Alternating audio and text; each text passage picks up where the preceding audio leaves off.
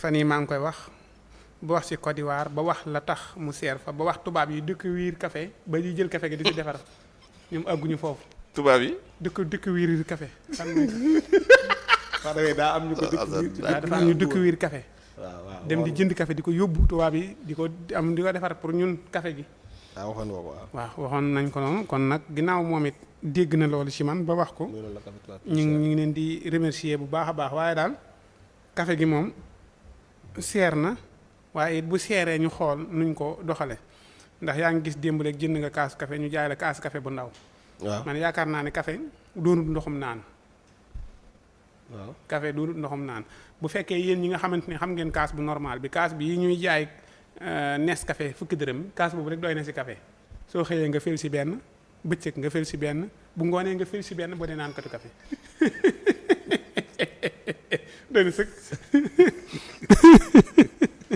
alaaj affaire xam nga ni mu jàngatee. ñetti kaas dafa jàngatee aw doxal ni mu ne ci dëkk. moom bàyyiwul xel borom kër. mu war a jënd ay kilo borom kër gi maa ngi ñëw ci moom. ah déedéet yow kay boo nee boo bëgg café laa tey nekk ci. ah déedéet yow kay yow borom kër bàyyi yow asa nag mel doo borom kër. non borom kër daa mel ah borom kër nga xam nga mais yow fàtte nga yow borom kër gi nga doon nekk ca fel benn suba fel benn bëccëg fel benn di muy dundee rek lay wax de bopp calculé wul jamono ko moom di muy doxalee bi nga xëy di fel benn suba fel benn bëccëg quoi. waaw te yow nga nekk borom kër di bëgg a dee ak ay kilo.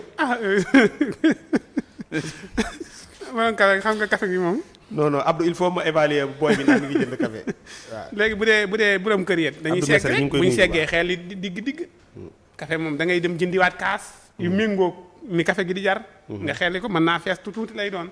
waaw café moom du ndoxum naan da nga si jël rek pour ubbeeku. mais ñoom nag ñu way lañ biñu dee ba yokk affaire yi dañoo demaat wuti ay kaas yu ndaw. waaw ni kaas fukki dërëm kaas 100 francs. waaw bu bëggee bu 100 francs mu fees bu bëggee bu ndaw fukki dërëm ñu defal la bu fukki dërëm ndax xam nañ ni kenn ku nekk am na xam ne dañuy jënd dañ naan la tuuti man musuma jënd kaasu café bu fees su ma jënd dama naan defal ma tuuti man ubbeeku rek laa bëgg ci café en tout cas am na solo nañu xam ne daal ña ko fay jëlee di ko importer nee nañu li daan tonne bi daan jar 1 million parce que léegi mi ngi ci 3 millions kooku nag mënuñoo ñëw fii di ko jaayee leneen loolu moom nañ leen bàyyi rek ku bëgg a jënd ku bëgguti jënd it Nescafé baa ngi fi ku bëggu Nescafé meew maa ngi fi ku bëggul meew duute baa ngi fi ku bëggul duute nag tàng la ndox mun tàng nga daal fi ubbeeku dem sa yoon joxe hélas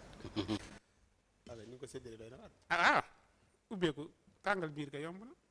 yow ma yaakaaroon ne sax di nga ñëw ba ñëwaale ci màggal gi nga xam ne ay tonnes café la ñuy soxla ci Touba. ak yeneen ak safar gii di ñëw. safar gi génnaat ci ay ubbeeku kaas ba ca kaas suba kaas moom. café gi léegi kii ne màggal da nga gis ñu taal café ak duute café mbanak duute ak mbanak nangam. mbanak café nag mooy kii bi. waaw ñëpp léegi daa modération meew mi sax ay ëpp léegi. meew waaw mbanak meew dañuy def mbanak meew mbanak duute mbanak café ku bëgg ñu xeelil la. d'accord ndax gan ñi ngay indi. waaw léegi café gi na xormbet rek. aywa neex a suukar.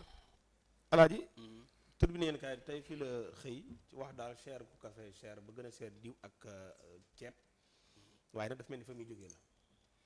waaw mais xam nga boo dégloo mi ñu joxee xibaar bi sax